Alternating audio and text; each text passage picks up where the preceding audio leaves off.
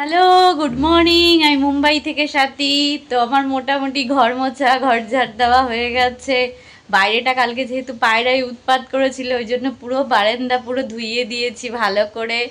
সব হয়ে গেছে, শুধু জলের সিটির জন্য অপেক্ষা করছে। সিটিটা বাজলেই তারপরে আমি বাথরুমে ঢুকবো। আজকে আমি আর কোনো রিস্ক নেব না। সিটি না বাজলে আমি বাথরুমে ঢুকবোই না। রোজ দিন দাঁড়িয়ে থাকতে হয় জলের মধ্যে, আজকের জন্য আর অত রিক্সই নিইনি। তাই জন্য রোজ আজকেও সেম লেট হচ্ছে, মানে মনে হয় আজকেও 9টা বাজাবে। 8:30 তো বেজেই গেছে এখন। দেখা যাক কি করে আজকে। আজকে করেছে সকালে পরোটা আর সাদা আলুর তরকারি। রুটি বানিয়েছো?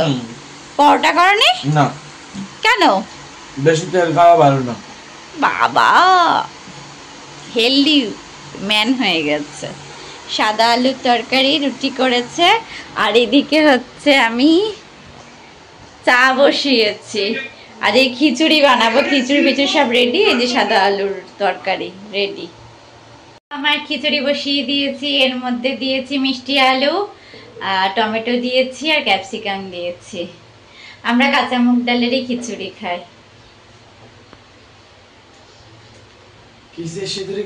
গুলটু জুতোর কি অবস্থা হয়ে গেছে, এত বৃষ্টি হচ্ছে এখানে। গুলটু এখন কাজে যাচ্ছে। ছাতা নিয়ে যাও। নেবে না? ওখানে কেমন করছে দেখো, ঘরের সামনে নোংরা করছে। ছাতাটা কি নেব নাকি? যাও, নিতে হবে না, যাও, ভিজে আসবে। হ্যাঁ ব্যাস, টাটা। আমি এখন খাচ্ছি এই যে খিচুড়ি আর আলু যে করেছিল সকালে, ওইটা মানে ওই সাদা আলুর তরকারি করেছিল ওটা, তো ওটা খাচ্ছি। তো খিচুড়িটা খেতে মোটামুটি বলবো না আজকে খিচুড়িটা খুব একটা ভালো হয়নি, আর আজকে একটু ঝাল ঝাল হয়েছে,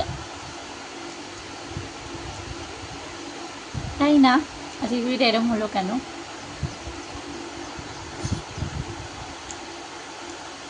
দেখা যাক। খিচুড়ির স্বাদটা আবার রাত্রেও খুব বেশি হয়, তো দেখবো রাতে কিরকম স্বাদ হয়। এখন একরকম লাগছে।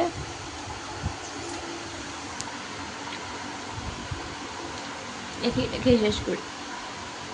আমাদের খাওয়া দাওয়া কমপ্লিট। রাত্রে খিচুড়ি খেলাম। খিচুড়িটা একটু নুন বেশি হয়ে গেছিল, ওর জন্য একটু দই নিয়েছি আর হচ্ছে পেঁয়াজ নিয়েছিলাম, কাঁচা পেঁয়াজ টক দই দিয়ে। এটা কিন্তু তোমরা খেয়ে দেখতে পারো একবার, টক দই, পেঁয়াজ আর তার সাথে খিচুড়ি। যদি একটু খিচুড়িতে নুন বেশি হয়ে যায়, সেটা এরকম টাইপের কিছু খেয়ে দেখতে পারো। আর তার সাথে একটু পাঁপড় ভাজা করেছিলাম। তো খাওয়া দাওয়া শেষ, ঘর সব কিছু পরিষ্কার বা রান্নাঘর পরিষ্কার করা কমপ্লিট হয়ে গেছে। এবার ফ্রেশ শেষ হয়ে এবার শোবো। তো এবার তোমরা কি দেখছো, কেমন লাগছে সেটা কিন্তু আমাকে জানাবে। আমরা এখন রোজ কিউকি সাধ্বী কবি বৌথি দেখি।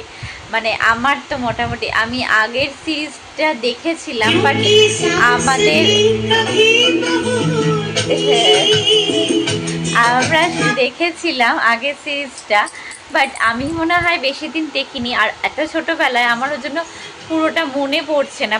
প্রথমে জাস্ট একটু মনে আছে সিরিয়ালটার, ক্যারেক্টারগুলিও ভুলে গেছি। তো এখন আবার দেখছি এই সিরিজটা মোটামুটি সমাজে যা সোশ্যাল যেটা হচ্ছে বা সেরকমই কিছু একটা হিসাবে দেখাচ্ছে, মানে গল্পটাকে ওভাবে তৈরি করেছে ওরা। তো ভালোই লাগছে মোটামুটি, আমার তো খারাপ লাগছে না। এবার দেখা যাক আর কত কি ভালো বানায়, দেখতে থাকি। আপাতত তো খুবই ভালো লাগছে। আর আমি ওইটা শুনলাম টিআরপিটা অনেক বেশি আছে কিউকি সাধ্বী কবি বৌথি। তো তোমরা জানিও তোমাদের কিউকি সাধ্বী কবি বৌথি কেমন লাগছে, অবশ্যই কিন্তু আমাকে কমেন্টে জানাবে। আর যদি আমার চ্যানেল ভালো লেগে থাকে তাহলে লাইক অ্যান্ড সাবস্ক্রাইব অবশ্যই করবে, আর বেল আইকনটা কিন্তু টিপতে ভুলো না। Tata, good night.